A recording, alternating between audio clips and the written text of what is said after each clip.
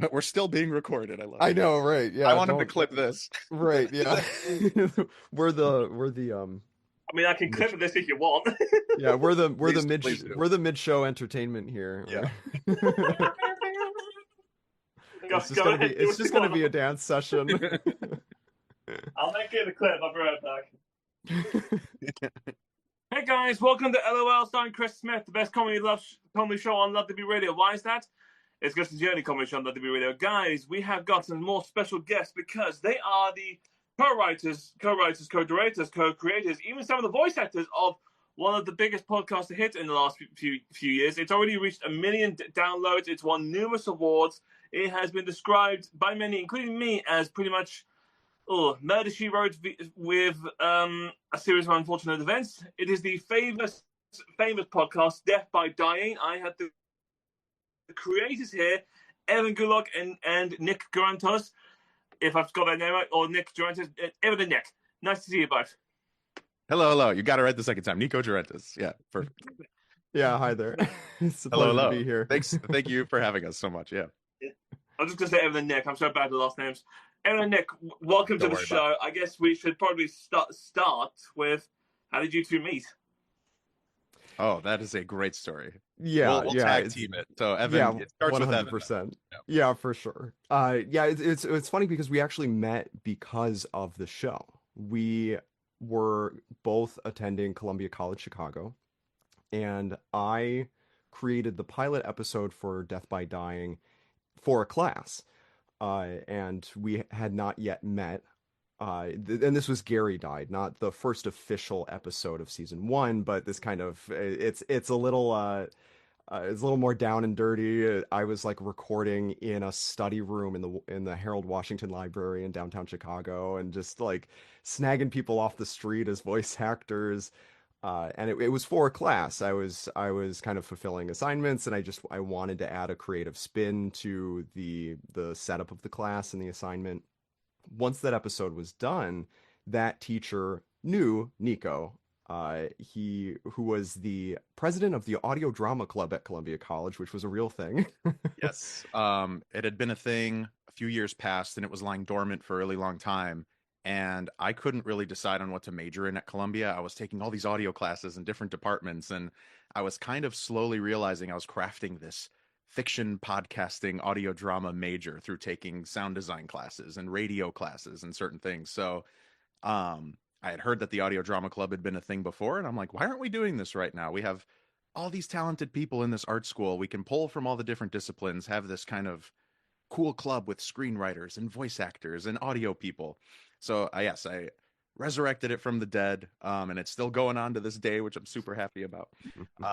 But yeah, Evan's teacher said, "Hey, this is kind of sounding like an audio drama. This guy Nico, who leads it, does all this stuff."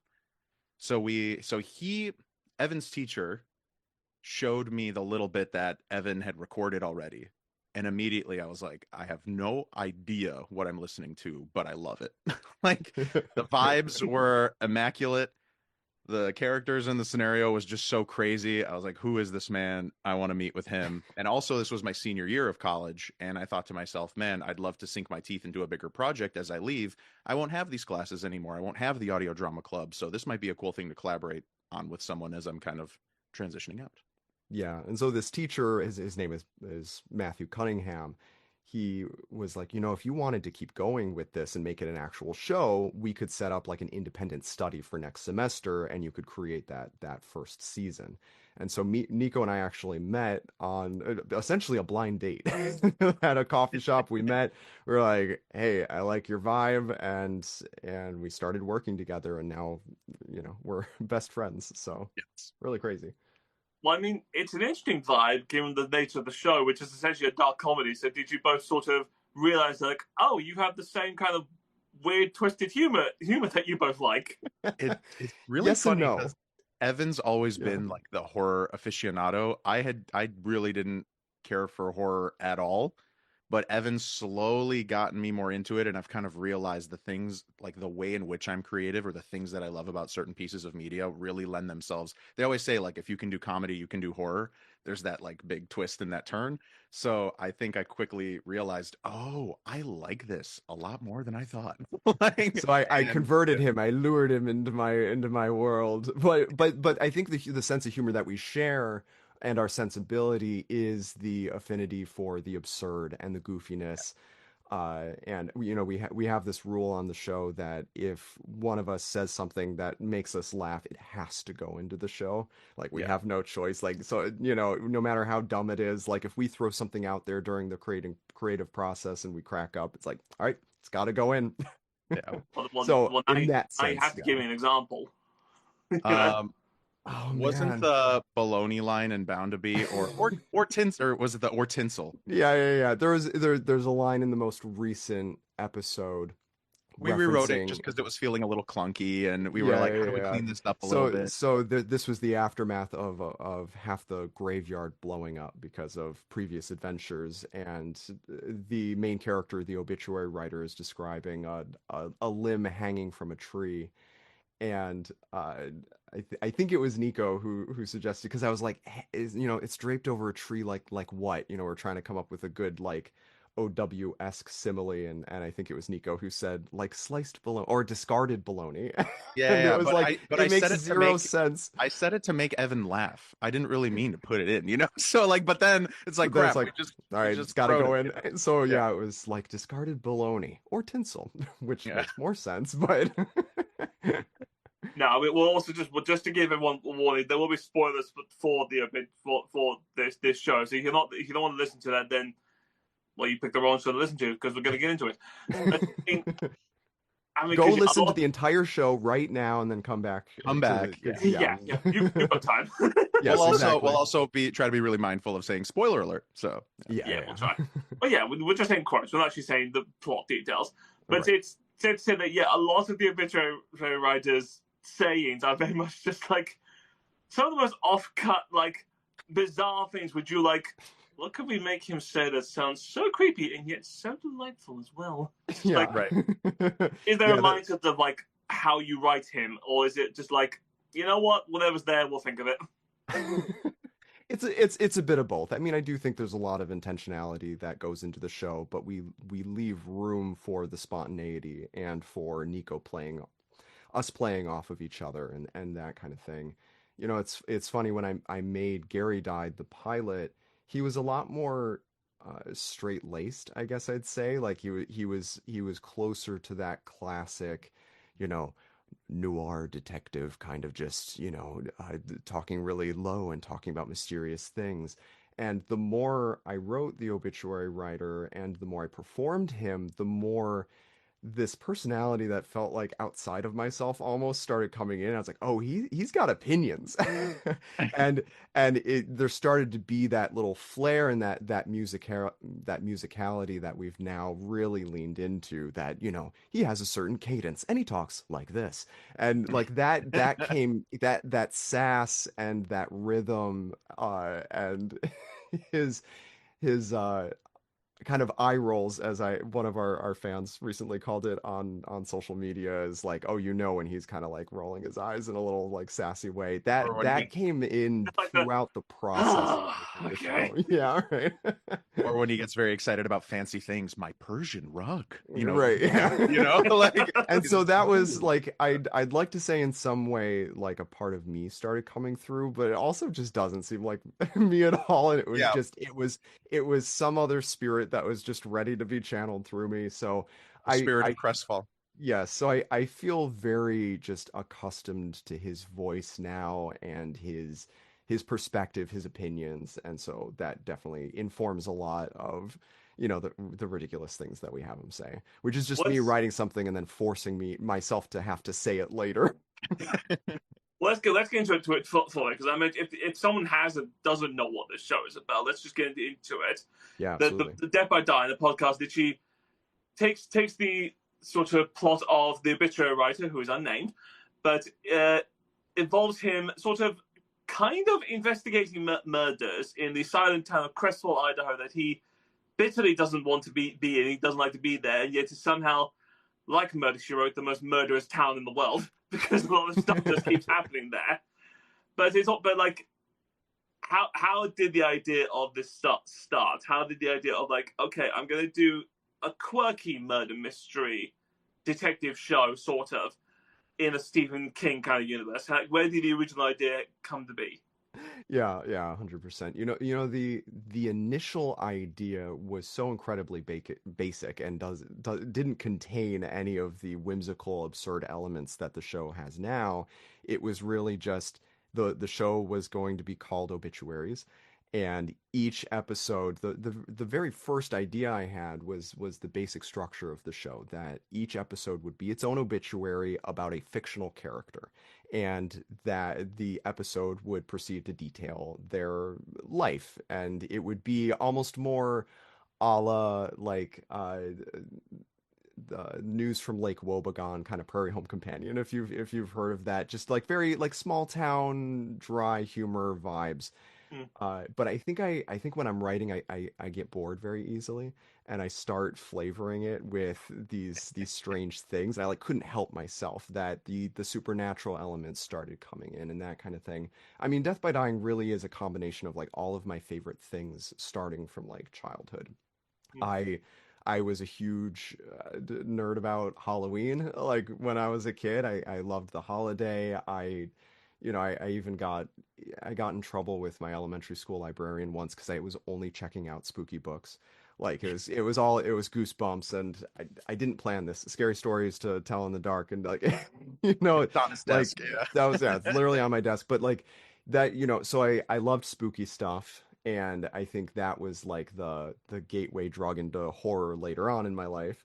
And at the same time, I also really loved absurdist, dry British comedy. I was a huge fan of Terry Pratchett and his Discworld series, and Douglas Adams with Hitchhiker's Guide to the Galaxy, and I think that really influenced my sense of humor as I started growing up and that kind of thing. And I also, I grew up in a house full of murder mystery books and 1950s B-movie creature features. Like that was my parents in a nutshell. Like our house is like a library, and so it was that synthesis of the goofy comedy, the kind of cozy, spooky vibe, and those small town murder mysteries. And so it was really more than anything else I've ever written. This was just, okay, this is just all of my favorite things wrapped into one thing.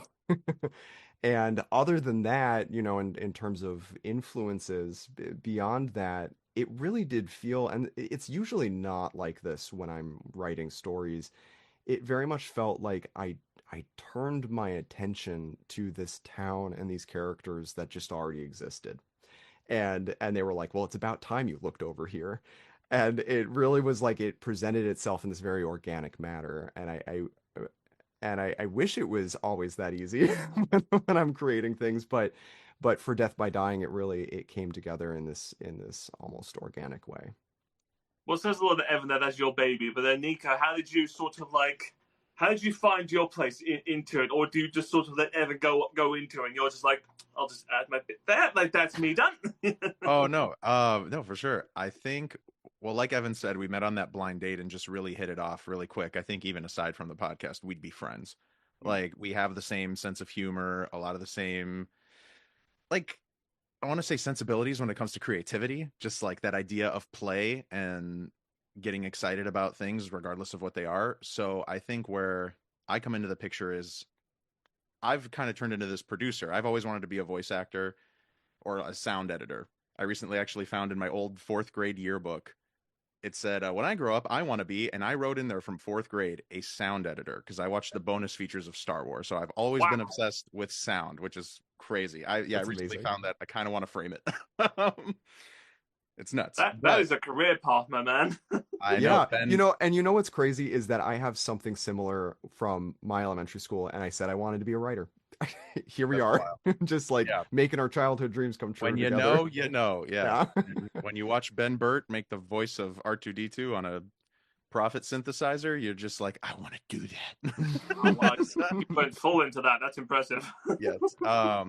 So I think I just kind of pour gasoline on the fire that is Evan. When I like heard Gary died, I'm like, more of this, more. Have you considered doing this? Or like we should do this, or oh, what if they sounded like this? And then that's when we start going back and forth and playing. So I'm kind of just this sounding board of Evan can say something, I could spit it back and be like, oh yeah, that'd be funny. We laugh, it stays, or we work on it, it keeps going. So I get a lot of enjoyment over that kind of producing process, like putting all the pieces of the puzzle together as well. So it's like I have the audio knowledge, very passionate about audio storytelling, but getting all the pieces of the puzzle together, making it all happen, making it all click is just so gratifying and satisfying for me.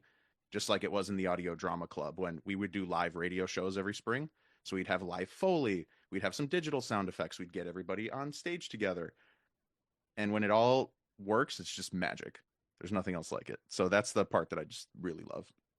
Yeah, so I think we trade hats a lot in terms of the creative process. So it's like this constant feedback loop of, until we're basically hyping each other up into the most absurd version of the story, but also the one that works the best. That's the Because yeah. we kind of realized after season one, we were crediting each other for all the individual things that we did. And then it kind of just all mushed together to where we're like, let's just say created by Evan Gulak and Nico Durentis at this point. Cause like, Evan will write the episodes and then say, Nico, read them. And then I'll give notes. And then in the post-production process, I'll, have a scene or we'll talk about crafting a scene together. And then I push it back to Evan and he gives notes on that, so it's like, where are the lines on what we do at this point? Yeah.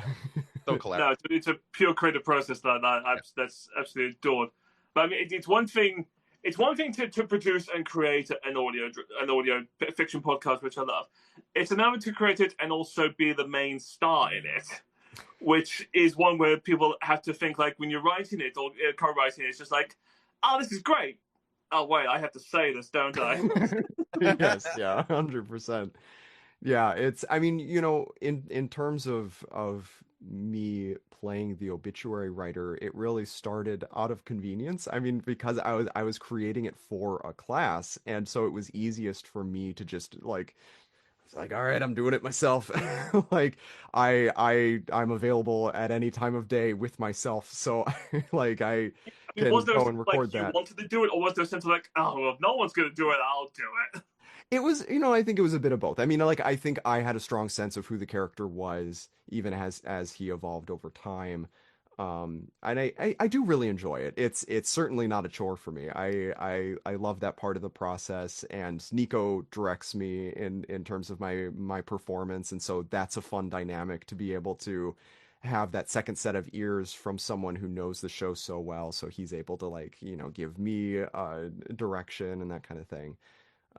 So yeah, sometimes it's funny playing the main character because I we've been doing this for so long that I kind of distance myself from it. Like I really do think about OW as separate from me. I'm not like when we're working on the show itself and we're crafting post-production and the edit and everything, I'm like, that's OW, that's not me anymore. Like that's a completely different person.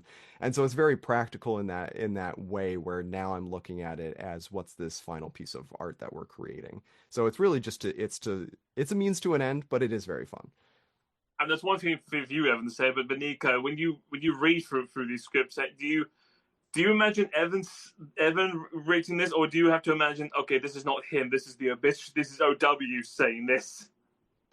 When I give feedback sometimes and I get really into it, I start saying, oh yeah, in this scene when Evan talks to Charlotte, I like it blurs in my head because it's Evan's voice, but it is the obituary writer. He has such a big personality, he has such a, presence. So it's just so funny, but I always hear it's such an iconic voice. Like Evan crafted that so well, and I love being able to guide that and punch it up or make it, help make OW what he is. Yeah, and it's funny too because there are parts of me that I do see in OW, but I'm in general like I'm a pretty mild-mannered guy. I'm like fairly laid back. I mean, like what you're getting right now is kind of what you get, you know? Like I'm What are you talking and about? then You investigate murder like every day. oh yeah, well there's that, but you know, it's more of a Which you hobby. do with Uh supernatural stuff all the time. right, yeah. No, it's you know, it's that's just recreational though. It's not for my job. But yeah, the obituary writer like has so much more of like a, you know, like this presence and everything. So, but it's something that I'm able to step into very naturally now, I think. I mean, did you actually have to look up how do people write obituaries and be like, oh damn, how does someone actually write this thing? You know? No. I don't think I gave it a thought for a second of how obituaries were supposed to look. I had the general sense of they start with the name and the age, and that's when it stopped being realistic. It was like I always knew it was gonna go off the rails, that this was a story that we were telling, and the obituary writer who was writing it is very much unreliable and prone to tangents. And so, yeah, it's really just his own secret sauce. Fair enough.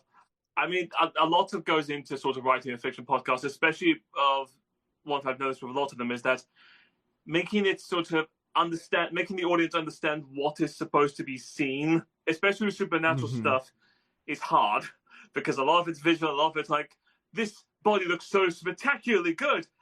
How in God's name are we supposed to make this audio? Like, what are we supposed to do here? It's like, is there? 100%. I mean, I know you're an audio major, but it's like, have you had trouble like, how do I make sure like this sounds or describes what I want it to look like? I'm very fortunate that my whole kind of writing background has strictly been writing for the ear because of all the classes that I've taken. So it's almost like I don't know how to do it any other way. I don't really I think about the visuals in my head, not on the screen.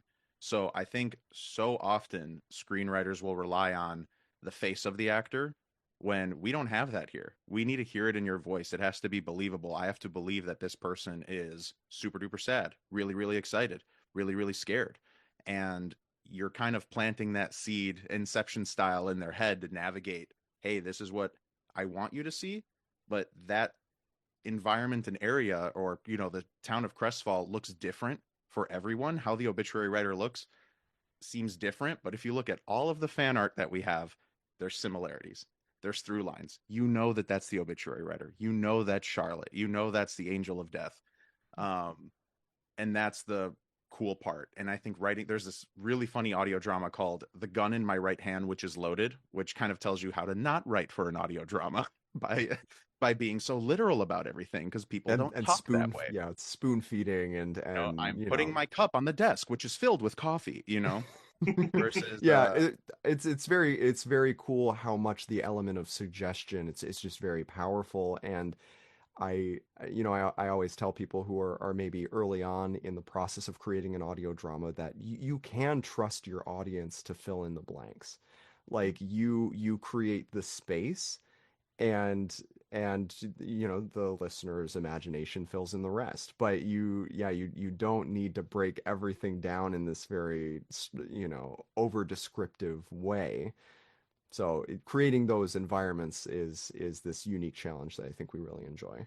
And I think I some of mean, the lines initially that I had smoothed out from season one as well, because Evan loves, I mean, he reads so many books, he loves writing. Some of them were, I was like, okay, these couple lines would sound great if they were in a book, but people don't talk this way. Right. So Mhm. like, let's dirty it up a little bit, dirty up the take, have them say, I'm not too sure if we should do that. You know, just have these weird little things, because then people will talk more naturally instead of it being so, the language being so nice, kind of rough it up, you know, and that's what'll kind of get you to feel what that character's feeling. If they're like, oh, they're stumbling over their speech, or they're, you know, slurring their words a little bit, there's things behind the voice acting performance that can get you to be like, this person's very uncomfortable right now. And it's the same thing with sound design, you know, like I'm thinking of this example. It's in one of our bonus episodes. And there's this girl who's slowly kind of being possessed, and so she's very out of it. And she's there's this scene early in the morning. Her father is with her in the kitchen, and she's pouring a glass of orange juice. And the thing we're trying to communicate is she's very zoned out. She's pouring the orange juice, and she overflows the cup and spills it, right? So one way you could do it is, like, Violet, you spilled your orange juice. Don't do that, right? And like explain what's happening. But instead, what we did, and this is where like the sound design element comes in, her father's voice, it's muffled, it's muted, it's distant. You hear the pouring of the cup. Then the father's voice starts to come in more. We hear the cup knock over, spill onto the floor, the sound of the glass against ceramic, the sound of liquid spilling, and then her father's Reaction. finally, Oh, sorry. her reaction, and then the father's voice finally coming in completely clear and saying like, Violet, be careful, like, and that's enough. You know what's happening in that scene. So Yeah, you let the audience fill in the blanks. mhm. Yeah. But because you don't have the visual and you have to rely on the audio, that's where audio effects come in, like Evan said, that muffled voice being slow, coming in more, giving you that feeling of, hey, come to, boom. Now we're back in reality. Yeah. I mean, we'll get into it a bit later in terms of episodes, but just like, has there been a particular scene in one of the episodes where it's just like, oh, this is really hard to describe? That's a great question. Yeah, it is a phenomenal question. I think there have been moments where I've maybe wanted to describe more, but in the end it was more effective to not. Yeah. Or it's more interesting to leave it up to the listener. For example, we do say a little bit about what I don't think this is really a spoiler, but the Angel of Death herself is in this show. And we describe her a little bit, but then we just kind of leave it at that. And it's some of our most stunning fan art that we've received is our listeners, their level of creativity in crafting what they think the Angel of Death's visage looks like and her appearance. And so that's I've had to learn. It was a learning curve for me to kind of let go and let it almost be a bit of a collaboration between multiple imaginations to visualize this world in a way that's unique to each listener.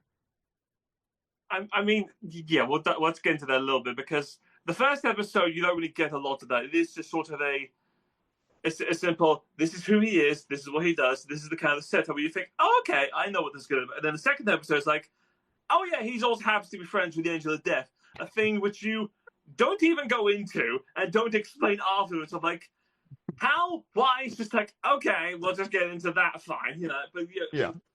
It's just like, was that just a throw-in, or was that always something where you were just going to be like, no, he's lonely. Oh, except for this angel that he happens to like, I love the way you're even describing it right now, because that's the vibe of the show. Oh yeah, this is normal. Like, I hang out with the Angel of Death. The butcher has a pet goat. Crestfall stuff.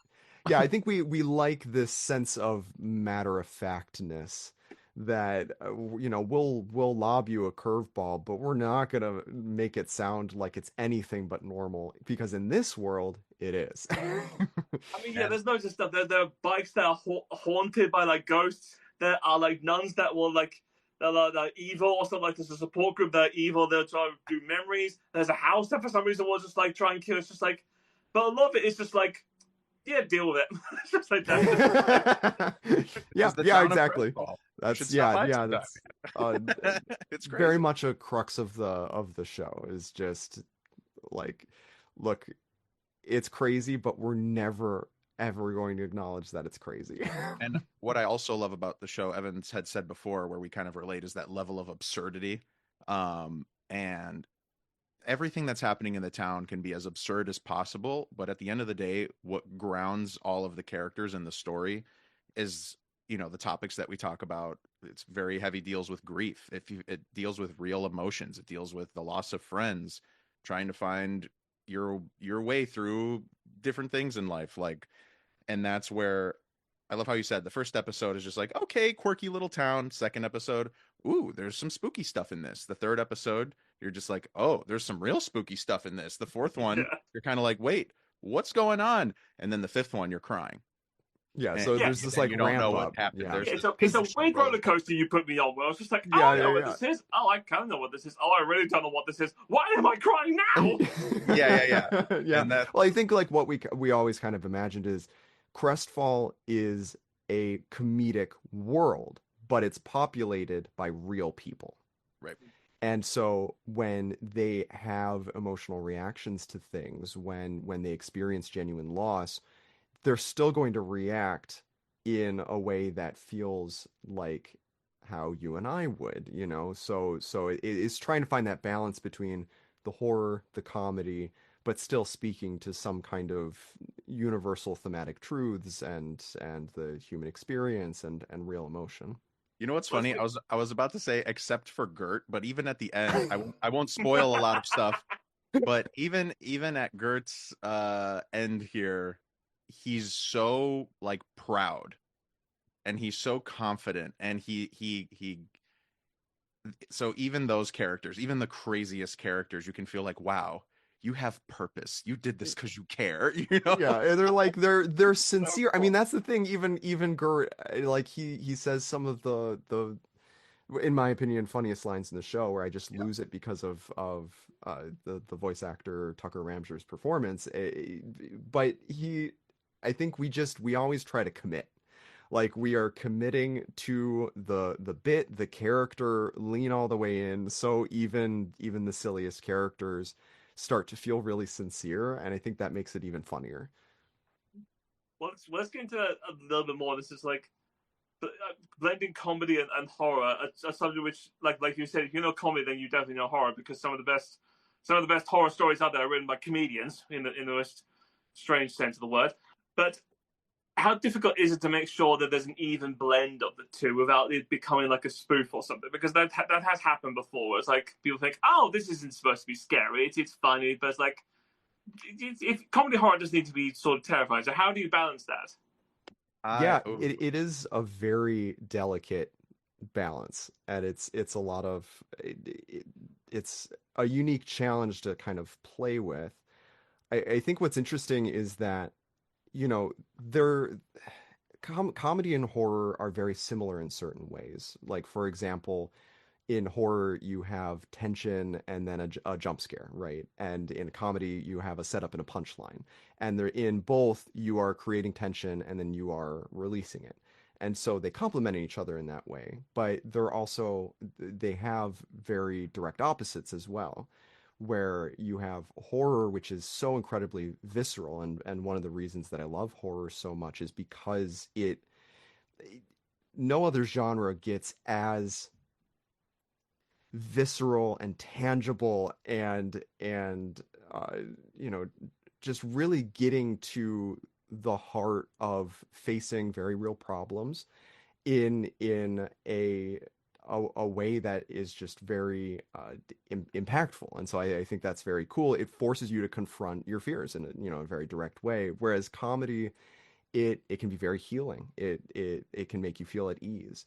So there's this interesting balance that I think you put it well. It's like how do you find the right balance of the two, that the comedy doesn't undercut when you feel some genuine horror, that it doesn't diffuse that, oh my God, I can't believe this is happening, and like, oh God, and then but the horror doesn't undercut your enjoyment of the humor. And I love I the mean, way I'm thinking about the first episode of season 2, where the obituary writer's going into the graveyard and Walter Grimsley, the graveyard groundskeeper, yes. um, sees him, and and there's these deer in Crestfall that are completely deranged and nuts and kind Oh of a god, threat. the deer just freaked me out as soon as I heard it. I was just like, okay, that's deers that scream like men. That's So fine. That's okay. automatically right now you have this scenario, this absurd scenario where graveyard groundskeeper has this ancient historical feud with these deer in Crestfall, and the obituary writer is, and the graveyard groundskeeper is coming at him with a crossbow because he thinks he might be a deer. And we amp up that tension so much. He's hopping over gravestones and trying to find a safe place to hide, and you hear the crossbow and you hear the graveyard groundskeeper steps, and then he's telling about the whole story and what happened, and I feel it every time I listen to it of like, we gotta hide. Like, is he gonna get him? I don't know. And the stakes are just so high and the tension's there. But like you zoom out, it's like crazy deer in a graveyard. And it is a little OW bit has like this crazy mission, but you're still feeling it. You're feeling all of it. I think it's so great, that balance of, you know, like you said, the comedy and the horror is there, and they lend. It's so funny how they both go hand in hand. But Evan, you put it beautifully as to how. So Yeah, I really think it's about timing in a lot of ways. It's mm, that dance back and forth between them. I think it's leaning full throttle into both of them because if you don't hold back on either genre, then they're only going to amplify each other. and there's moments too where you can know when there's the turn of, we're going into you know, creepy nun territory. It's about to get real. But then we'll give you a little cheeky joke here, but then switch back to the horror. It's like, we still got you, but prepare to go on the roller coaster. You know? Mhm. Yeah. no, because I love it, because I love it. It's just like, yeah, it like tense moments, and then when you pull out, but then when you go out of it, especially with season 2, episode 1, you just feel like this is a real tense situation. But then you go out of it, it's just like, wait, am I actually just scared of like deranged deer and a grave deer? Because like, okay, I guess I'll do that. Yeah, you almost catch yourself and you're like, wait, am I taking this seriously right now? Yeah, like I shouldn't be Gotta get out of scared there. of this, but okay, I guess I am. Yeah. Like, is there any idea or are there any sort of ideas of episodes that you've done, that you have collaborated on, that you're thinking like right now, like, oh, if we do that, we can't do that. That's too scary, or that's too silly. Ooh, wow, that's a great I question. I like pushing the horror Yeah. because I like dancing between the horror and the comedy. I really like leaning into it, and I feel like we did on Whispers from the Quarry, where how intense. That's a side story. Mm. So in the world of Crestfall, how intense that episode gets, and the themes playing off of Violet's mother, and um, even Ned, one of the characters, he has his dad disowned him because he's allergic to jazz. And Oh yeah, like but that's a weird thing, just to be like, okay, yeah. but it really affected him and his relationship with his father and that dynamic. So even if it's like one small thing, And then that's his so father's absurd. Yeah, and then his father's literally like his dead father is rising out of the water playing a saxophone. But then when his father talks, he's like genuinely horrifying. And it's like, Yeah. oh my God, this feels messed up. But what's relatable in that feeling is, if you've ever felt not accepted by your family, if you've ever felt not accepted by someone you love, that is still there underneath this allergy to jazz, you know? And so it's still being conveyed. And I love dancing that, like I said, dancing that line, because it still comes through with something so crazy. And I think Death by Dying, in a way, that's what makes it feel safe for people to maybe process some of those emotions. We've gotten some amazing fan mail from people, especially during the pandemic, of saying how much the show helped them during that time, helped them through the loss of a loved one. And again, we're talking about jazz allergies, deranged deer, spirits and bicycles, button-eyed ravens. You know, like the list can go Oh on and on god, and yeah. on. But it still has impacted people and said, "Hey, this helped me process the loss of a family member recently, and thank you for making me smile and making me like grieve." And I broke down crying when I read that email, because I was like, "This was a college project. I didn't mean to do this." I mean, we should talk about that a little bit. I mean, Death by Dine came out in 2019, 2020, 2018 was the 18, first that's season. it. Yeah. See, it came out a while ago, but it came out. It blows up everywhere. It hits like a million streams. It wins a ton of awards. And like you said, it's a college project where it's just like, what was the immediate response when you heard the feedback of like, oh, people are actually going to listen to this? It was so funny because Evan and I were just really focused on, we just want to make this thing and figure out how iTunes works and put it up onto Apple Podcasts. Like, even that was like how do we do this, you know? Figured it out. We high-fived, uploaded the last episode of season 1, and then kind of stepped away from it for a little bit. You know, I had graduated college and I was looking to move to Los Angeles to pursue voice acting and everything. And I still had one more year. And Evan still had one more year of college. So I was like, okay, Yeah. let's continue life good job, friend. Good job, you. Woo. Yeah. Um, And it's funny too, just to add a quick little tidbit as well. I was also like focused on saving my grade because I almost failed the class that I was making Death by Dying in because Really? I it was the independent study where I was making the first full season, and I didn't finish the show in that semester that it was supposed to be completed in, because what I was doing was just it was juggling a lot of different cast, the sound design. It was, it's only 5 episodes, but in terms of making it just in a couple months, it was fairly ambitious. And that's where Nico really swooped in and we were able to pull it together. But so like, God bless Matthew Cunningham, the teacher for the independent study. He said, "I'm going to give you a C because you did not finish this. But if you do finish it and you put it out there, I will change it to an A." And so Nico and I spent that summer actually finishing it and pulling it all together. It came out that fall, and it saved my grade. So like those were the kinds of things we were thinking about, and I ended up, so like I had said, I was struggling to pick classes to major in because I was kind of cherry picking all these classes. I didn't want to do the regular film sound design track because I really didn't care about live action. I cared about learning about sound effects and voiceover recording. And then in the radio department, I didn't want to be on air on the radio. I didn't really care about talking about music and stuff. But what I wanted to know was how to write for the ear. We had some audio drama courses as well. I wanted to take those.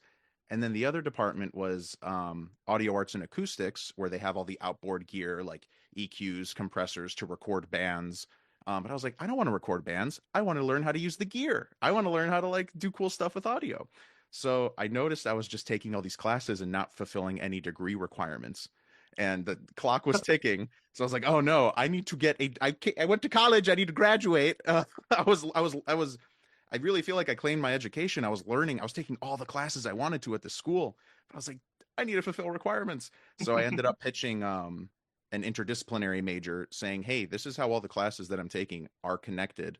And I feel like I essentially majored in fiction podcasting. That's my major between all those classes. So I call Death by Dying my unofficial college thesis. It is everything that I learned in school into one project. So then we put it out there, yeah, and like Nico said, we high five and we kind of start moving on in a way where we were like, yeah, maybe we'd make more of it, but we weren't really thinking too much about that. We were focusing on other parts of our lives, and we received some feedback. I mean, we were thrilled when we got 20 downloads in a day, and we were like, holy oh my god, 20 people listen to our show. And we were getting a little bit of feedback on Twitter, but a lot of Twitter at that time were just fellow podcast creators, and it was great to be able to connect with that community.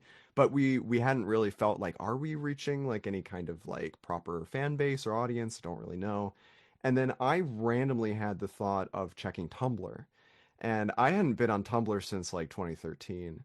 But and then, this was like Evan 6 months after the show came out, right? Like a couple no, months no, no, after. no. It was still, it was just a couple months. I think Okay. it was, if the last episode came out on Halloween, this was maybe in December that I was looking Okay. at this, and uh, checking the tags on Tumblr, and it was like, oh, that's where everybody is.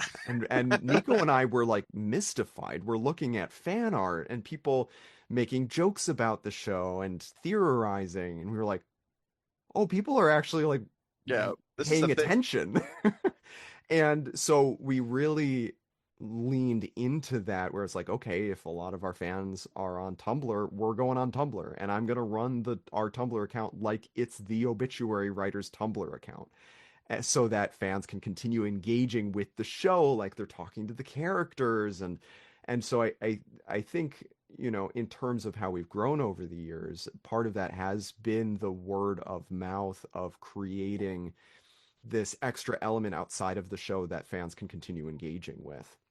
And it's kind of a meme on Tumblr now that the one podcast who will always see your post, always respond to you, is the obituary writer from Death by Dying. Like no matter if you even like try and hide it, like I'm not even gonna put the Death by Dying tags on there. They're like, they're gonna we're find gonna you. find you. Yeah. Even if it's a little And- bit like, oh, I'll just do this. I was like, they're never going to see this. Oh, damn, they saw it and put it on the tag. Yeah. Yeah. So I And it's mean, just so great to see people freak out and be like, "Oh my God, you responded!" Like, of course we so did. You listened to our show. Thank you. Like, yeah. So it's I'm been just a very trippy process of then discovering how many people it's continued to reach from where it started. I just find it funny that now, like, of all the social media platforms the obituary has, the one he uses the most is Tumblr. Just like, which is I think it checks out. which might as well be canon. Yeah. Yeah, I feel like he's a 13-year-old emo girl at heart. And I I think it explains a lot. what do you want to say about that, Evan? I Like, that's I said what I said. but so let's get to that slightly. So the fandom out there is massive, especially on Tumblr. But with a lot of these, there also comes fan art, which is strange when it's audio, and like you say, you don't necessarily have pictures. But did you have a mindset of what these characters looked like in your head? I mean, sure. I think we've had our own sort of vision of what they look like. Uh, but every time I see a new iteration of a character, whether it's the obituary writer, or it's the butcher, or it's Pastor Jeff, Charlotte. I love Charlotte, Charlotte. Charlotte I love arcs. them all, and I'm just kind of like, yeah, also that one. I Is that like thing where it's the like Like you've seen art, and then it's like, oh, that's how they see them. yeah, Yeah, oh, sometimes I'm surprised by how someone depicts him, but then I'm like, you know what? I also believe that. I'm never going to say that's not what he looks like because I like leaving that freedom for people to just project onto him a little bit and come up with their own versions, and I'm just like, however you think he looks, that's how he looks. Run with it. Yeah. I And mean, like I said, you can get, someone can listen to the podcast. You can get 100 people to make art and you'll know that's the obituary writer, that's the butcher, because there's just enough detail to put it together. But then, everyone's skin color can be different. Their hair color could be different. What they're wearing could be a little different, but that's who that character is. And I think that is so beautiful and awesome. And it just makes me so happy. I think one of the fan arts that I saw of Charlotte recently, someone said, I tried to make her hair and her bun look like a peach. And I was like, I love that. That's so good. No, it was amazing. It wasn't just that. It was they made the bun look like a peach, and then she had two strands of hair come down, and they made those look like walrus tusks. And so I they didn't like even. Oh, whoa. it's just so clever, right? Like they're taking the elements that we're giving them from the show. She loves peaches. She writes walrus haikus, and then they're implementing them into the character design. And I'm like, amazing. I love beautiful. it. Keep going. Yeah. I mean, but is there another for which a lot of other podcasts do? Have any of the obituary writers' fan art looked like you? Oh, I'd say yeah. You think? You think so? I think usually not Not your really. not your beautiful curly hair, but I Sure, think yeah. there's an Evan vibe in there that I'm always like, I see I've Evan. never pictured the obituary writers having that kind of long hair, but it'd be real Right. interesting if you did. Yeah. Yeah. Not the curly hair, but I guess you're right. Yeah, in other ways, I think it does still kind of have a certain vibe I think it gives a of vibe. me. Yeah. Yeah, so it's funny. I like how you're like, no, me? Couldn't be I. Yeah. No.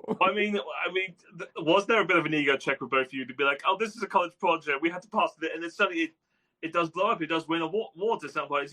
Was there a little bit of like a, we need to check ourselves, like this is okay, or not going to be like, yes, I'm the one in charge, I'm the master writer of this place, or like I'm the one who majored in fiction podcast, this is my thing. Well, Evan has always stayed very humble, and I think I was the one a little early on who had a little bit of an ego, who was like, I majored in this in college, da da da da da, and I'd listen to some other fiction podcasts and go, oh, like they should have done this, blah blah blah. I was a big stickler, but then what helped me like relax, Nico, what helped me do that? We went to a podcast convention in 2019 in Seattle, and I started meeting people face to face, and I just got so excited and just so in awe of, like, these people are like us. They're just wanting to make cool stuff. And regardless of the level that you're doing it at, if you have the fanciest equipment in the world or you're just using an iPhone, we all share that love of wanting to create something. We all share that love of storytelling, and we're all very similar people with our oddities and quirks and, just And the wanting to level be of in this medium. creativity. the level of Yeah. creativity's through the roof. So after that, I kind of hung my head low and was like, yeah, Evan, I'm sorry. Like I checked myself. I was like, you're right. I gotta slow my roll a little bit. I mean, Uh, man who majored in fiction podcasts, were there any particular fiction podcasts at the time where you were like obsessed with? the ironic thing is, I didn't really listen to that many fiction podcasts. The only one I was really exposed to was Cabin Pressure through a friend of mine. Um, and that is with Benedict Cumberbatch. It is absolutely phenomenal. It's about a flight crew, and there's 26 episodes, and for each letter of the alphabet, they go to a different place. Like the first one's Abu Dhabi, the second one Oh begins with no, I N. do know. So I was trying to think like, I should know this So because yeah, and that isn't too particularly sound design heavy at all. It's very narrative driven. It's almost it could be a play, yeah. I but think it's Yeah, it's a radio play or something like on yeah, over but here. yeah, I it's would kind of like almost structured like a sitcom too, you know. exactly, but I would cry laugh at this thing. It was so funny. So I didn't really have exposure to fiction podcasts. My background and everything, I play video games. I log all it's like story-based games ever since I was little. I've logged all the games I've played. I've seen the credits of over 500 individual video games, and I just love video game culture. Have always been obsessed with Nintendo, PlayStation, knowing what's going on in the gaming world, and a lot of how I feel like I've expressed storytelling or learned about storytelling is through playing video games and how those stories have made me feel. And one of the things I love too about games is you are controlling a character. Let's say you're playing Uncharted. The main character is Nathan Drake. If I'm telling Evan about a mission that I was on, I never say, "Oh yeah, and then Nathan Drake climbed this mountain." You say, "And then I climbed this mountain." And that is so powerful to me. And that is like part of what I try to bring into storytelling in the creative process as well, being like, I want you to be on that ride with the obituary writer, with an active part of hearing the story go on. And what helps that is I call the obituary writer an active narrator. He's watching things happen as they unfold. He's not just telling them, or he kind of has an opinion about them as he's talking about them. That dress looked nice. I suppose, Yeah, there's something underneath that. and it's interesting because his narration is in the past tense, but the performance we always make sure feels like present tense. He's So reacting with the yeah, listener. he's exactly. Yeah. Yeah, So because yeah, you do go sort of sense like the way you've structured. He's retelling the indie obituary what is actually there, which makes it sound like it's a 3-page obituary of this one person. But like, Even in the graveyard scene, he'll go, "I crept low." I would tell Evan, get quieter. right. It's like we're sneaking, right? We're Yeah, hiding. 100%. Yeah, well, what's funny just on the note of like any podcasts that we were already listening to before we made it, kind of a common thing that I heard in that, because there was kind of this wave of fiction podcasts that came out around 2018. There was initial wave that happened years before, and that's where we got like Welcome to Night Vale, and we got the Bright Sessions, and then yeah, there was this new wave around 2018. And there was kind of this running joke with other creators that I talked to, that we all independently thought we had invented audio drama, because we were just in our little silos and we found the audio medium, fell in love with it, wanted to tell creative fiction stories. And then once we created the show, we found out, oh, there are a bunch of other people also doing this. That's amazing. And so I really also did not listen to that many before we created Death by Dying. I listened to the horror anthology podcast Creepy.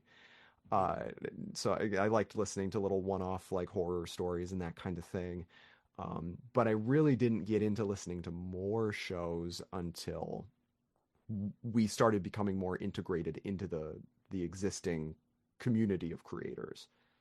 And I think I learned about audio drama through the classes that I had taken, and this crazy audio professor who I'm still a very dear friend to me now is George Czar.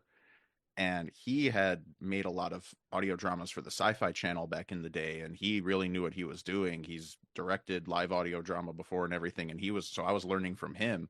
And I think that was learning about that medium made everything click for me. I was like, oh, I don't have to worry about the live action part of it or the visual part. Like I can have fun with that type of storytelling, and I can make things as crazy as I want them to be, like animation. the sky's the limit. So I had just kind of stumbled across, ooh, audio drama is a thing, and yeah, we could still do it. Why not? So that's where I kind of fell in love with the process and learned about it. No, absolutely love that. All right, so we're gonna go to an ad break now for about 5 minutes, everyone, and then so we're gonna dive more into the actual nooks and crannies of the show in terms of following characters in the second part. So if there are any spoilers, which there probably will be, we'll try our best to sort of be as vague as possible, but also try and cater to the fans, because that's the reason why you're listening to this. So go grab a drink, go grab a snack, guys, and we'll see you in approximately 5 minutes. And then, well, there's nothing else but have some fun. See you in a bit. Hey guys, welcome back to LOL starring Chris Smith, the best comedy show on Love to Be Radio. I am still joined by the lovely co-creators and writers of Death by Dying podcast, Evan and Nico. Nice to have you both on there. So, we're going to dive into a little bit more about the show and its details. So if anybody there will be spoilers in this as much as we can. Well, it's not much as we can, but like, if you don't want to listen to this, then pause this, wherever this is, and then go listen to the entire show and then come back. Yeah, we're going to say as many spoilers as possible. We're going to try and break a world record as fast as we can. Yeah. Yeah. But one thing we probably should get involved a little bit, because we didn't mention it at the start, we will mention it now. Season 1 happened in 2018, and season 2 is out 6 years later. Any particular reason why there's a bit of a long gap? Welcome to the world of indie fiction podcasts and its lovely trials and tribulations. Yeah, because even then, right? Like, some of season 2 is out. we're still in the process of it, right? It's so many different elements. And the past 7 years have been such a roller coaster in a lot of different ways. To start, I mean, you have to imagine when we made season 1, I was 21, still in college, and Nico was 23 and about to move across the country to LA. And so when we had done season 1, we definitely had the time for it. Evan had the structure of the independent study class. This was a project that I was making time for. I had school and then Death by Dying. That was like my main focus. And we had access to the school's equipment, like Yes. the recording studio, all of that we were able to use. Yeah. And then, I think the way that the show has grown over the years and, amassed all these people who are very eager to hear more of it. And I'm so grateful for that. So much was going on in the background. We don't pay our bills and our rent from this show. So Nico and I both have full-time jobs. We were gradually becoming the adult version of ourselves. We went through basically the majority of our 20s, like while this show was growing, and we were trying to still, put out some bonus episodes while we were planning season 2. And season 2 is definitely, I'll admit, it's more ambitious. I wrote a lot more ambitious. I wrote longer scripts. It's a wider cast. It's heavy on sound design. Crazy. We wanted season 2 to feel bigger, badder, better. Like this is Death by Dying, the action movie. like make it feel cinematic and everything. And at no point have we ever really wanted to compromise on our vision for that. Right. But in the meantime, the sacrifice of that is time, just being able to dedicate enough time to the show while our careers are moving on, like our personal life things are going on, and so many different things. And we've both struggled with some mental and physical health issues and that kind of thing, and we were navigating that, and that was, I'll only speak for my part, but just particularly challenging and especially during a global pandemic as well. That and doesn't then the help pandemic hit, either. Yeah, and that completely that was a thing. I also had to undermine the process. Yeah, I moved back home for a little bit because my job became remote in LA. So I thought to myself, I'll just put all my stuff in storage. My landlord had also kicked us out of our apartment because they wanted to jack up rent, and then they said, if you can't pay it, leave. And that was a crazy thing. And so I was just like, you know what? Pandemic's going on. This is too crazy. I'm going to go back to Chicago, hang out with my folks for a couple months. It ended up being way longer than I anticipated. So it's just, life coming at you and things being super crazy amidst we're just personal life, job, and now podcast. And we're just two guys, right? We do not have a larger team here. So between pre-production to post, writing, recording, directing, voice acting, post-production, the sound design, it's been primarily Nico and I this entire time. And Yep. so it's very involved, and we, so many Even things for that the editing before, we were not hiring outside dialogue editors or anyone. It was Evan and I doing the whole thing together. yeah, and then all of a sudden, like we become a part of the Fable and Folly network, which was an amazing opportunity. And we raised, $15,000 for season two, that was like kind of a wake up call in a good way of like, oh, people are like showing up for this show. They're very excited. And we doubled what we asked for in that fundraiser. And now here we have a budget that makes so much more possible in terms of us actually being able to pay ourselves a little bit for all of the work that we do for like the first time ever, able to actually pay our cast in something other than lunches, but actually fair Yeah. rates. Yeah. And Oh and God. it opens so many doors, but we're swamped in the rest of our lives and figuring out what that's going to look like. And people have, very politely, I'm grateful for how kind our fan base is, but people are like, where's the rest of the show? And I've Yeah. always wanted to be able to say, that like we have been working on it this whole time. Yes. And it's been slow going at times, right? And There's periods where sometimes it'll I pick fly to up. Michigan. Yeah, there's periods where I fly to Michigan where Evan is, and we're working on it for a couple weeks or a month or so. There's times when Evan comes out here, we collaborate virtually, but that's also another thing. We're time zones away as well. It's a 3-hour time difference. That's I was also gonna say, very because difficult. I imagine even just talking about how the show's written or the direction of it when you both don't live near each other is a Right, bit because hell. when we made season one, we were both in the same city. Oh, like you want to hop in the booth? Yeah, Evan was a let's hop in block the away. booth. Yeah. Hmm. Yeah. Yeah, so it's just, it, but what I'm excited about now is it just feels like we're finally hitting a period in our lives where things do feel more stable and we've figured more things out.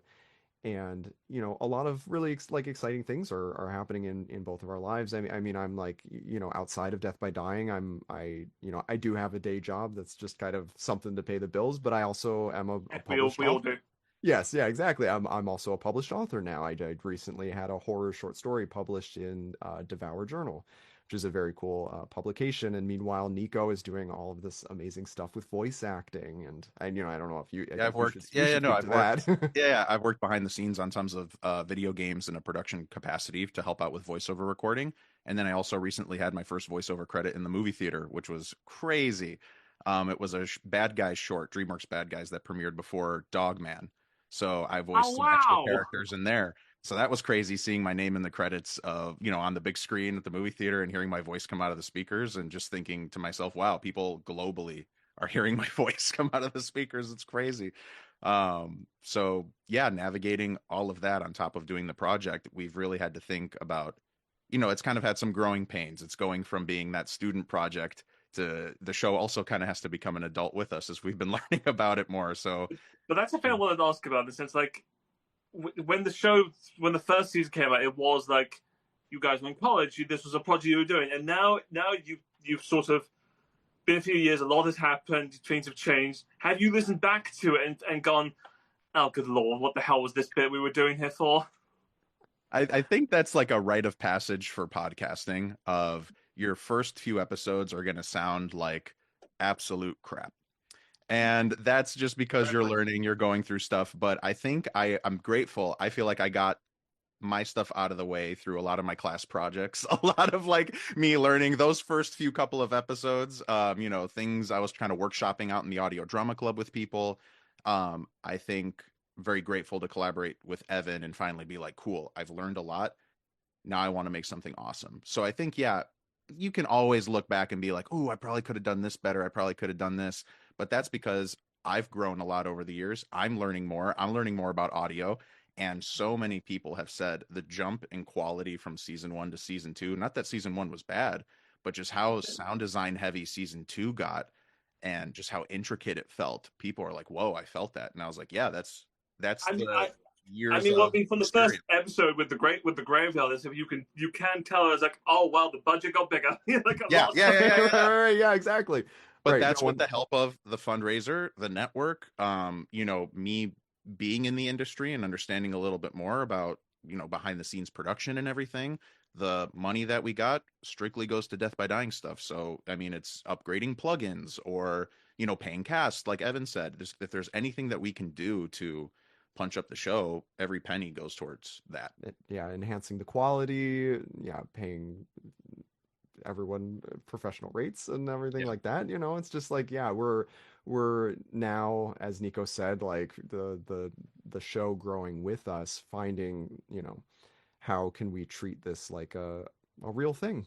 And it's kind of cool though. Like I don't think I cringe whenever I've listened back to season 1, because uh, it feels like a time capsule. It feels like looking back in an old yearbook, and you're like, oh yeah, that's where we were Oh, at that it time in our lives, feels so nostalgic to me, Yeah. and it also does feel cozy to me, where I'm just Mhm. like, oh yeah, that's that, oh, we had so much fun doing that, or oh, there's that joke, or I remember when Evan said this, like, Yeah, and and we then have a I lot can, of memories tied to certain things. Like I remember what was happening when we did that thing, made that practical sound effect, or we stayed up all night finishing that episode or whatever, and then we got pancakes when the sun rose, like that kind of thing. yeah. And like that stuff comes rushing back.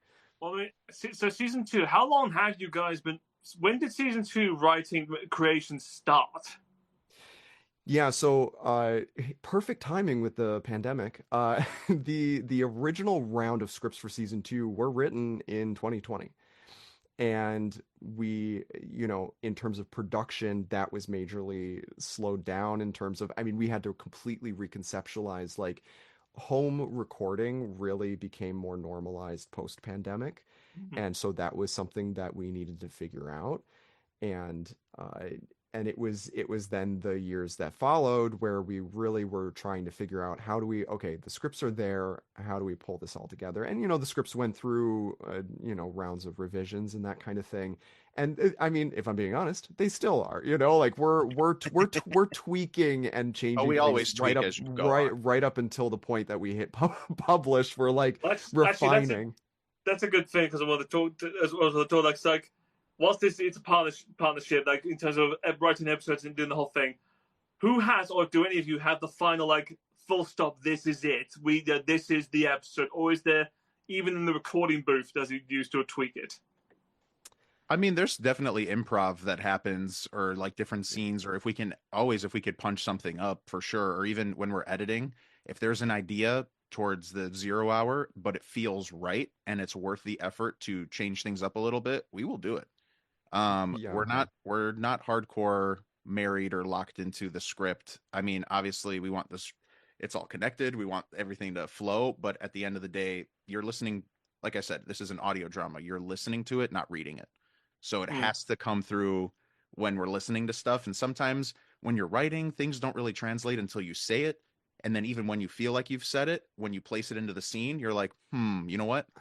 I think that other take might work better. Like the way I directed you the first time, that makes a lot more sense. Or you think to yourself, now that you've heard a really impactful end scene, what's going to punch that up? Let's get a pickup of OW being a little bit more confused here, because then we can pay it off later.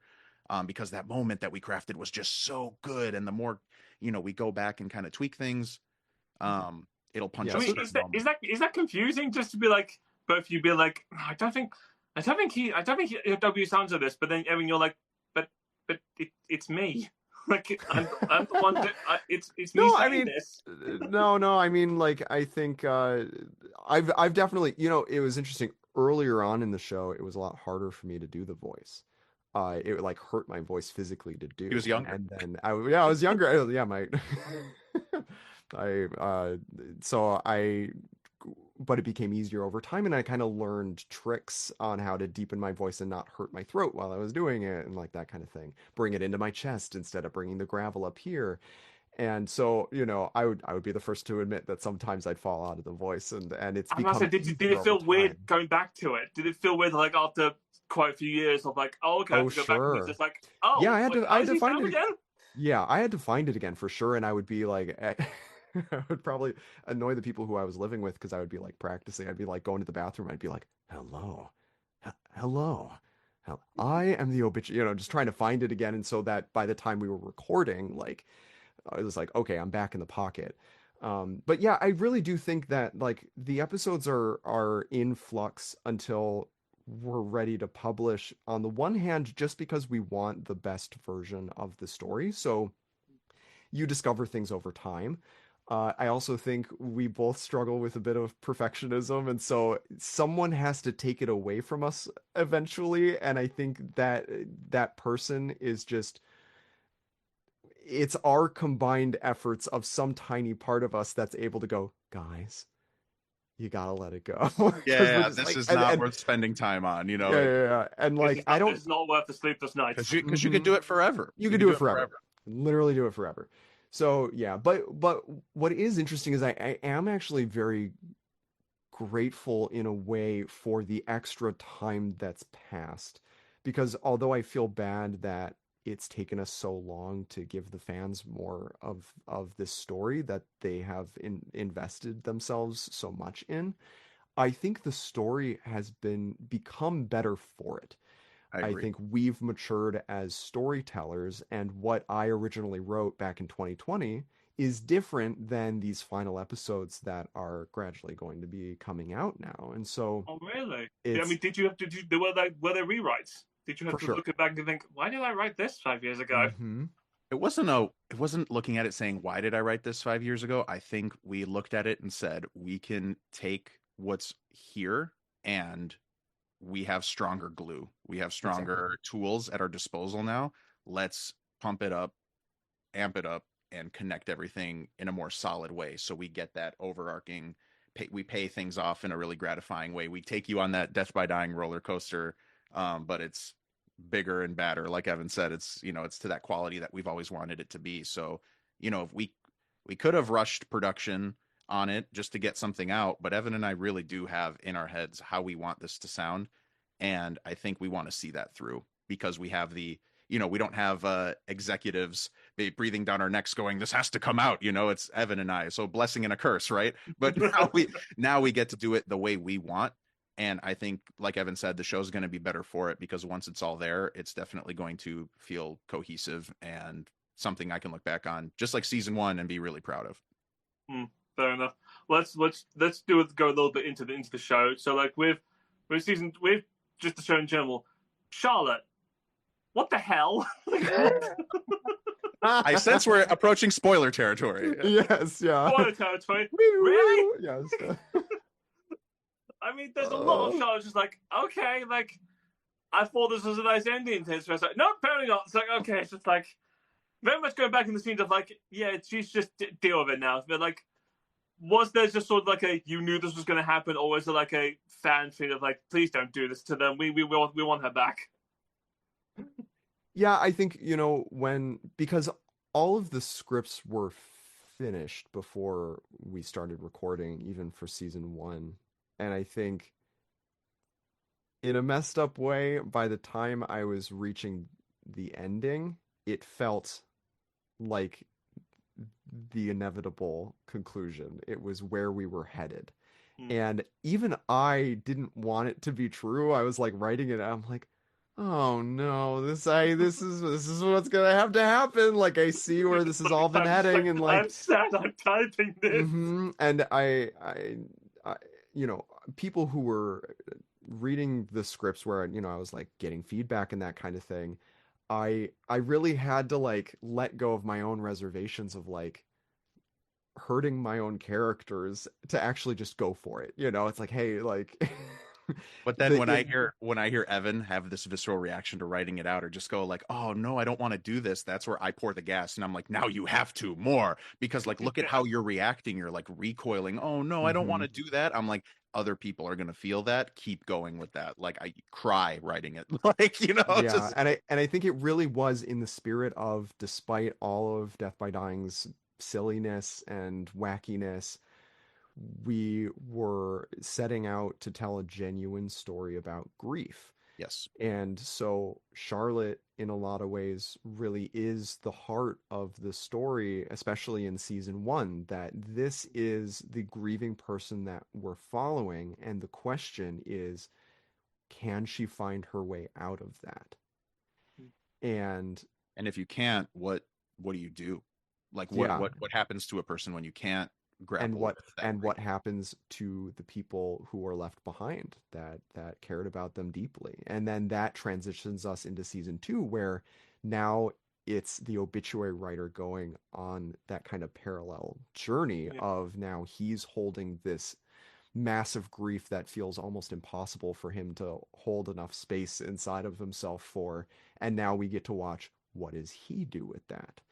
And so, yeah, it just, with the heart beating heart of his friend in a jar on his desk, just like, yeah, and keeping her body in the freezer in the back of a butchery, like, really healthy stuff. Like, I think he's Yeah, handling it well. healthy, non-codependent, Yeah, very yeah, good. I think he's doing fine. I think he'll be fine. yeah, very not Dexter at all. No, no, no, no, no, of course not. No, no, Of no. course not. So yeah, it really is like we try not to shy away from those raw emotions, and so sometimes that means you gotta just go for it, like go for ripping the heart out, pun intended. Oh, Evan, I'm also just thinking about how she's like the grief support group with the nuns. She was like happy about being there, and she's like, no, that got Mhm. Oh yeah, that episode you broke my heart.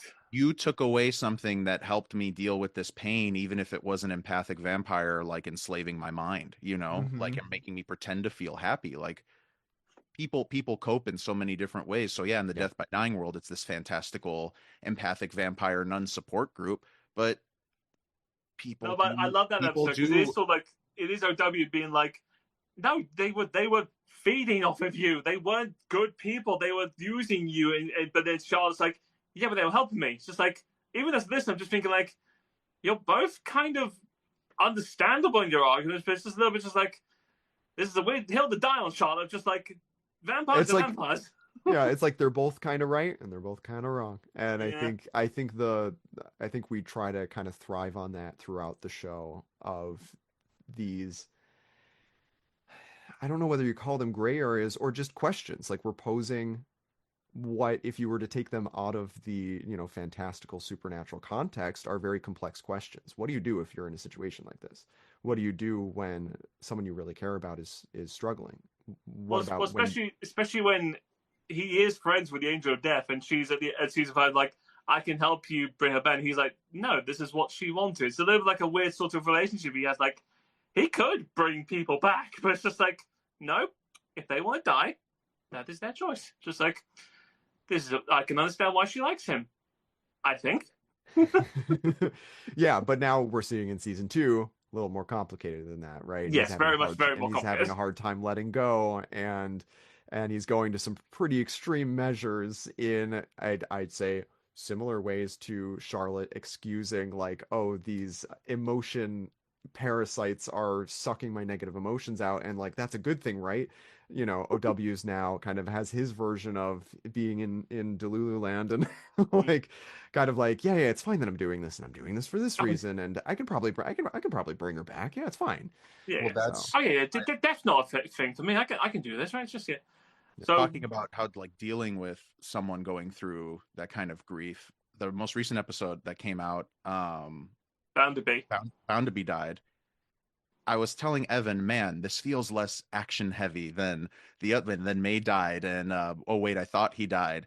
Does this still? I was getting a little nervous. I'm like, does this still play? It feels very tame compared to the other two, but if you listen through it, I think like the butcher has these secret sauce lines where he goes, "Hey, are you okay? Like crazy stuff just happened to you. You could lie down or something. Like you." And he goes, "Yeah, yeah, I'm fine. I'm fine. I'm fine. I'm fine. I'm fine. I'm fine." And then it is a normal, like silly little obituary tale, kind of akin to why it died. That's something's going on in the town, but you can tell by the end of that episode, not okay. I do love that you kind of made Butcher the normal one there. Just like Yeah, all right, the right. Yeah, characters. we kind of trade off like who's the straight man and who's the one who are like you're not But doing that's part of the something process crazy. of that grief too. You got to keep it together, even when, or you think you have to keep it together. You can't let go, and you have to be the obituary writer of Crestfall, Idaho. I'm gonna Yeah. kind of push all that down for a moment. And talk about things being in flux. The original script of Bound to Be did not contain that ending scene where he interrupts himself and goes and hides in another room and cries and then comes back like everything's fine. Because Nico and I were in conversation, we're like, this episode's fun, it's funny, like the characters are their usual quirky selves, but it is just like so light, and where is that thematic through line with the Charlotte stuff that's going on in the background? And I realized that it was to our benefit that on the surface this episode feels so light and silly. But we know that actually OW is like putting up this front, and he's even lying to himself that he's okay and just throwing himself into his work and trying to be distracted. And I in the edit I laid out the original draft. That's when I don't even know that I told Nico I was doing it. I added the scene, like I sound designed the little thing where the chair, he goes, excuse me for a moment, chair scooches out, footsteps, door closes, and then music starts playing, and then the crying comes in. And when Nico heard it And for the first time, he was like, oh my God. yeah, I Like, I was mean, like, should we even do this? And then that's my producer brain kicks in, and I'm like, if I'm saying that, we have to do it. it was a little bit of a surprise because like you said, Bound to Be is a bit more light-hearted in the Yeah. sense of like it's silly, and then in the end you sort of hear like, oh yeah, I forgot he's dealing with some stuff. It's like, and okay, it's a reminder that he's an unreliable narrator. He always sounds so sure of himself and the way things work, but then what we're seeing is different than what he's saying. And in a crazy way, I'll almost say OW duped Evan and I through that episode, being like, yeah, he seems fine. Oh, Oh, yeah, exactly. like he's seems fine. fine. Oh, he's not fine. Mhm. He's not fine. And Nico had this fabulous note that I think originally the way I laid that end scene out, he didn't go into another room to cry. And Nico was like, no, he's trying to hide this even from us as the listeners. Yeah. So, door closed, muffled. He's like, he's not doing this in front In of us. private. And Yeah. this is a private moment, and it just speaks to how he's repressing things. So, yeah. So let's get into this a bit more. So episode 8 has recently come out. Mhm. How many episodes of season 2 are there? Yeah, so there are 3 episodes of season 2 out right now so far. Yeah. And then I believe, if I have the count right, Total there of will 8, be right? there are a total of 8. Yeah. So does that make it 5 more or 6 Yes. more? 5 more. 5 Okay. more. Yeah. So there are 5 more that we're in the process of working on. Any hint of when the next one comes out? I will say that what's really interesting in this speaks to the journey that Nico and I have been on in trying to work on the show over the years, is that Bound to Be and the next episode that is going to come out have really been in this near state of completion for so long. And what it needed was the final mix, just making everything sound consumable, like actually like not, like the volumes were all off and everything, and we just needed to be cleaned up, sound design, bring the Polished. spaces, Yeah. and polish it off. So I will say the next episode, not too far off. Keep your eyes on our social media. That's where announcements will be, and as soon as we're ready to announce the next release date, it'll be there. Let's just say you won't have to wait 3 years. Yeah, you will not you will not have to wait that long. It is much closer than you guys think. So yeah. Well, and then let's that give the kind audience then some bits of tease. What can people expect from the rest of season 2? oh, great question. I don't want to. It's I know. I'm gonna. How's this for a tease? It's only just begun with the next episode, I think. I call that a rubbish tease. Give me more. Yeah, all right. I got a little something for you. So after the next episode, that kind of completes part 1, right? And we kind of intentionally split this show into, and I mean, originally we really wanted all of this to consistently come out like around the same time. Didn't work out that way, but that'll kind of complete part one, and then we enter part two with the back four.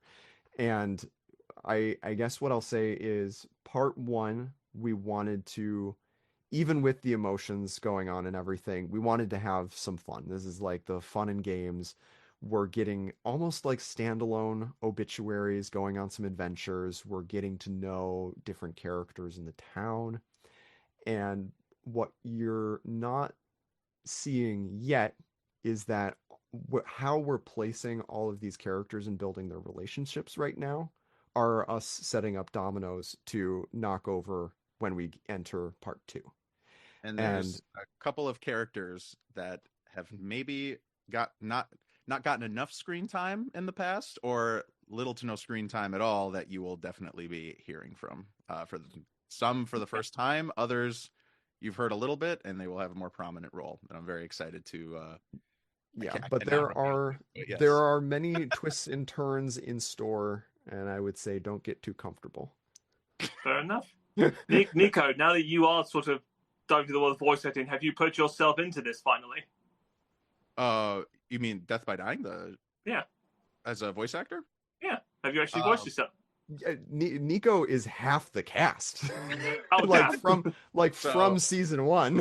I told Oh, Evan yeah, when that's we were probably right. I really need to. Yeah, I need to look more into that. No, Well, hey, I hey, mean, the fact that you're it's saying that lends to Mhm. my vocal ability here, because I told Evan, I was like, listen, I didn't feel vain. I was like, I would love to audition for all these characters, but I'm just because I'm helping you produce this thing and put it together, I'm not saying I'm gonna be every male voice in this thing. I want you to tell me if I'm doing a good job as these people. I will audition like everyone else, and if you like what I'm doing, I'll do it. And yeah, This is how much I do research, because normally I'm very good at research of the characters. It's just like, oh, I should have seen that more. All right, my bad. but no. I think it's a compliment though, because Nico's range is insane, and I always call him the man of 1,000 voices. So I play the butcher, I play Chester the goat, I play Oh, Leroy yeah. the landlord. I'm hearing So it now. Of course, you sound like the damn butcher. Now I hear it after an hour and a half of talking to you. I'm offended. And He plays he plays Leroy. He plays Earl Jones in the second episode, the Yeah. kind of the alcoholic academic, and I mean plenty of little, I mean just crazy bit parts too, like in the first Mrs. episode of Shambles season. dog in the Oh, Blind Side. I yeah, guess. a lot of the animals. In episode one of season two, he's Maggie and Marcus the Maggot, who are having their own little soap opera drama. And talk about things that get added into the episode. So Evan did not write that scene, and he had just said, "We don't like to think about the social lives of maggots, and and what they might be doing in someone's dead body." And then he continued his narration, and I just had that idea while I was editing it. I made a giant space in between him saying, "We don't like to think about the social lives of maggots," and the rest of his narration, and just went to town on this scene and took my microphone and went, "Hey Maggie, I love you, Maggie." Just, and just had I them do this remember that whole bit. It's just like Samantha's just like, this is so weird. It's just like, that. Yeah. And I That mean, was all Nico, baby. That was yeah, just like me going imagine, crazy. imagine, you are a good voice actor, because I did not know that was you. Yeah. yeah, just imagine that, like, we've already kind of laid out the episode, and Nico's, he's busting out his mic, he's doing these insane voices, and then I believe a lot of the sound effects in that scene were also practical. Like, we didn't lift them from, like a free sound effect website or something. Like, he was like, he set a dining room table of dishes, because there's this scene where the maggots are having dinner, and so, like, you're hearing the clinks and the knife hitting, so just like went to town creating this whole Oh little my world. god, you went all like 1930s sound effects on it to just like yeah. having everything on there. That's impressive, man. Yeah. And that's definitely not the way we don't do that with all of the sound effects, but we do consistently do that with sound effects throughout all the episodes. We'll add practical stuff.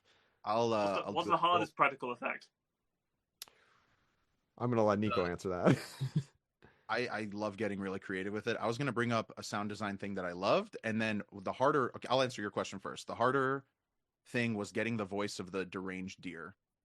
And it's a combination of, I think, my voice and Do I want to spoil it, Evan? Should I spoil I what that think is? you should. It's just it's All such a right. great story. You're hearing it here first, folks. You know that rubber chicken that you can squeeze that goes, and it has this like crazy yelling Yeah. voice. I essentially twisted that until, because then the air would escape from it at a slower rate. So you'd hear it go, and Oh no, I Zoom is filtering Zoom out did some not of help these you there, but we'll let noises, you so it's have not it. coming through. Now, oh man, okay. Well, you're just going to listen to the show if you want to get the full exactly. effect. Yeah. And then I pitched it down and added reverb, did a bunch of things, layered that on top of my voice as well. And so it's just little things like that to, I always like adding human elements into the synthetic or like organic things as well. But that was one of the ones I'm like, what are these guys going to sound like? Because I just don't want to scream into a microphone. It needs to have some element that I can't produce. You can't produce with the human voice. Yeah, I love, it's just I love so that. funny that I love how much you went into it. It was just going like, it can't just be a normal scream. It has to be, come from you. It also has to sound like a deer.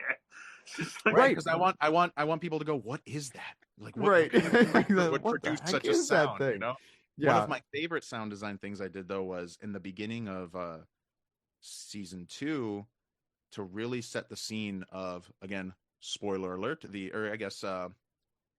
really set the scene of the funeral at the beginning of that episode. I wanted us to get into the space and settle into it like it was a cold morning. It was autumn, and none of the background sound effects of like the air or the trees were really doing it for me at all. I felt like I had to set the tone.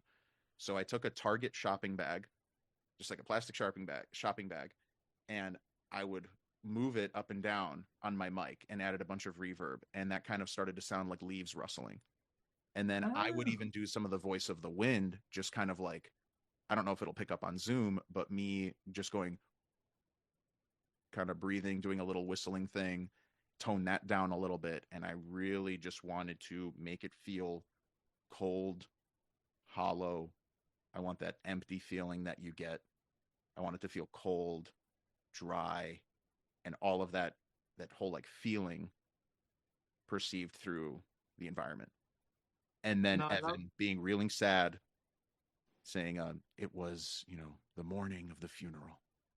And it's nice and slow. And then we just paint the scene and you're just feeling it in your chest, like, damn. But then cut to Nico's rustling a plastic shopping bag, Rustling a like At my parents' house in Chicago during the pandemic. Yeah. Yeah. I will say, for anyone who does that, I mean, because you do the transcripts, and for anyone out there, you should look at the transcripts, because I do look back at them sometimes, and the bits you do in between them of like, because even like with Bit number 6, you put a little bit, it was like, we realized the violin music we're listening to is Concerto number 23 in C minor. It sounds really good for being played off of a dead possum. Just like random moments where it's just like, that shouldn't even be in there. It's just like, okay, I love that you even gave the transcript people a chance to look at something funny. Yeah, I've always cared about having transcripts for accessibility purposes, but I think I also cared about reading the transcripts to be their own experience. That it's not just that, because then it becomes a question of like, okay, if you're someone who would benefit from reading the transcript, how do I best describe sound effects and music and that kind of thing? And I found the best way to do that was to explain them in the same way that the tone of the show. And so there are Easter egg jokes tucked into the sound effect and music descriptions, and even some of the like descriptors for the delivery or tone of some of the characters and that kind of thing, because it all lends to communicating the vibe, the feeling, like, okay, I understand, like, even if you're not listening to it, this is what it sounds like. This is what, and so yeah, it's I always kind of recommend, it's like a little Easter egg scene Easter egg that's thing, why I love it. It's a thing to sort of like to have alongside if you want to go full deep dive to listen to it, be like, okay, what level of Easter eggs did you put in here this time? Right. So there's even more jokes in there. So just to also give other people more fun things, have you got more stories from season 2 onwards? Like, have you planned it out, or is it just right now season 2 is it?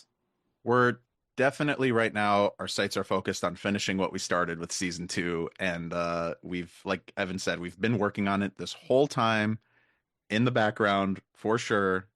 Every penny from that fundraiser, every penny from the Patreon goes into finishing right now season 2, and also delivering some of the Indiegogo perks that went along with that as well. We have not forgotten about those, but Evan and I definitely have had discussions on, okay, what would happen after season 2? Should we do another season 3? Should we mix it up a little bit? What do we want it to be, you know, episodic again or whatever? And so right now, definitely focused on season 2, but I think a goal in the future, because season 2 took so long, we definitely want to find a way to make it more consistent. So I will say that. So nothing, can't confirm what the future of Death by Dying looks like or holds, other than Fair enough. Fair enough. season 2 will be completed. And if there is more, we want people to have more of it consistently. I will say that. So finding a way to be able to do that for sure. I think the level of fandom that you have, people are gonna want more regardless. But like, is it gonna feel weird of like when season 2 is done, this weight off your shoulders, be like, oh, it's finally done after all these years? I think, yeah, I've always thought about that because it's definitely something in the background, not to sound dramatic, but it's something I wake up with, being like, season 2's not done yet. And we fundraised for it forever ago. But to Evan's credit, it's just me and him, right? And I love working on the show. So I think it's less of a weight off my shoulders and more I'm going to feel so, even releasing Bound to Be after that hiatus, I felt so proud of us and the show and happy that the fans got more. I'm a fan of things. I'm a lover of nerddom. And so I put myself in their shoes and I'm like, they get more of what they love. This is like me getting a new video game from a series that's been, dormant for a while or something. Like, this is a big deal. So more than anything, I think I'll be super feeling just accomplished and proud of myself. Now I'm just gonna ask, what game are you enjoying right now? Hang on, I'll be right back. Oh, sure. My door person is coming. Hang on. No worries. Brief intermission. Boom. Right, boom, I'm back. boom. So, sorry. What game are you playing recently? Right now, I picked up the new Katamari game. If you know of that series, you play as a little guy who rolls around a ball collecting trash. So you start collecting little clothes pins and thumbtacks on a desk, and then it turns into rolling up your Katamari. This ball gets so big, you start to roll up people and things and desks to the point where it gets even bigger, and you're rolling up buildings, and it's just so fun and quirky. So, and a new game in that series, oh my gosh, exactly what I said, a new game in that series hasn't come out for years, so that was very exciting that we got one. Well, I just kept thinking, because like you said, you looked at games in terms of narration, storyteller. Do you know Telltale? Of course, yes. Yeah, and then their stuff, which is very much like the ones that basically created the idea of a story game. Yes, those games were very influential. Telltale created the Walking Dead series. That I've talked about it with some friends of mine. We think that game is better than the show. Thank God someone else agrees with me. I needed to hear that. The season 1 of that game and the following seasons too, and how they've wrapped everything up, and Clementine's story and all that. But oh man, season 1 is one of the best pieces of media. It's top tier. It's better than the show. It should have been the show. Yeah. It's so emotional, and the fact that you can choose certain things, and then the people in your group, you can have everyone die or everyone live. Like, that's crazy too. And a very Death by Dying adjacent type of story. Telltale has a series called The Wolf Among Us, where it's a bunch of fairy tale creatures in a detective noir realm of things, and that's they balance that idea of the fantastical and the grounded beautifully. Where it's so fantastical, and I love that show so much. Like, yeah, because I'm playing their new one, Dispatch, which is a superhero workplace comedy. Just the blend of because when I just listen to your stuff, I do sort of feel like, it's like the inspirations of what you guys, because like Terry Pratchett's in there, Douglas Adams is in there, of like the quirky British humor, but also just like the fantastical meeting the mundane. That's very much a game stuff, which I like. Yeah. All right, well, so we're going to go into the final 10 minutes, which means I'm going to go into the rapid fire questions. This isn't going to be like immediately have to answer, but this is the stuff where it's like people are going to want to know the answers to this. So I want to give people the chances. So I didn't know there was going to be a pop quiz, Chris. No, it's not going to be that hard. But it shouldn't be that hard for you since there are only 8 episodes. It's not like there's 200 of these things. So let's get into it. I mean, I'll expect an answer from each of you. Yeah. But okay, so easiest episode to write. Ooh. Oh man. Okay. The easiest episode to write is the one that's going to come out next. And I think it really speaks to sometimes you gotta just go with your gut instead of overthinking it. That one came out very naturally. Evan might disagree, but for me, I'm gonna say the Autopsy Turvy, which that was one of the episodes that I really had my hands in the most because it was the butcher narrating, and that thing was just improv to life. So that's Okay, my answer. I like that. That one we really properly co-wrote together. Yeah. Okay. And on the flip side, hardest episode to work on. I think I'm going to say May Died, which was the second episode of season 2. Because it's not that it was the hardest one to write, but we were in post-production. We had already announced the release date, and we discovered a couple pretty significant plot holes. And neither of us were like, we were like, how did we miss this? Like we went over the script so many times and we put it together and we like recorded it, and a couple like really glaring things jumped out at us and we were like fixing it last minute. And I'm really happy with how the episode turned out, but there was some crunch time with that of just trying to like bandage the story so it all made sense. I think I repressed that so much that you just reminded me of it, so my answer has now changed to May Died. You are correct. Yep. Oh, but fans will appreciate that then. Okay. The toughest character to write for? Ooh, wow, fantastic question. I'm gonna say, I think I'm gonna say Charlotte. I agree. Because what she says and what she chooses to do is so important, not only to the plot, but to the emotional core of the show. Okay. And so a lot of thought goes into her decisions, her reactions, and it's just so vitally important in a way where I feel a lot looser about the other characters. Like the butcher, yeah. I'm like, and then he's gonna say whatever Nico says in the booth. Yeah, half of his lines are me improving. Yes. Yeah, I imagine a lot of this just like, and Nico just goes nuts. Sure thing. Right, yeah. So like, yeah, certain characters like Pastor Jeff or Pastor Jane, a lot of improv. Any of Nico's characters. But for Charlotte, like, I don't think there was any improv in there because it was like she needs to say these things and it needs to be just right so that when the worst possible scenario happens, we kind of landed on the right thematic messaging with her decisions. Okay. Flip side, easiest character to write for? The obituary writer.